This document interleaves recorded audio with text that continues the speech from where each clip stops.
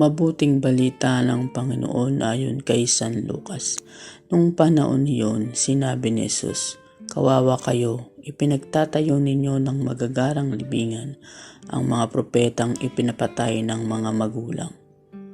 Sa ganitong paraan, kayo na rin ang nagpapatunay na sang-ayon kayo sa mga ginawa ng mga magulang, sapagkat sila ang pumatay sa mga propeta at kayo naman ay nagtatayo ng libingang puntod ng mga yaon. Dahil dito, sinabi rin ng karunungan ng Diyos, magsusugo ako sa kanila ng mga propeta at ng mga apostol. Ang iba'y papapatay nila at uusigin ang iba. Sa gayoy, lalagpak sa lahig ito ang parusa dahil sa pagpatay ng mga propeta.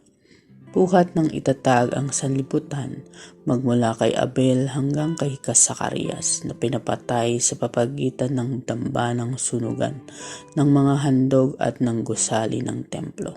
Sinabi ko sa inyong lalagpak sa lahing ito ang parusa dahil sa kanilang ginawa. Kawawa kayo mga dalubhasa sa kautusan, sapagkat inalis ninyo ang susi ng karunungan.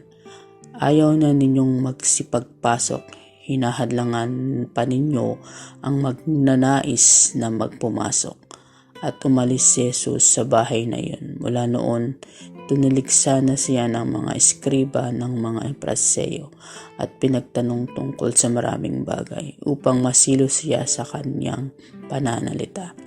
Ang mabuting balita ng Panginoon.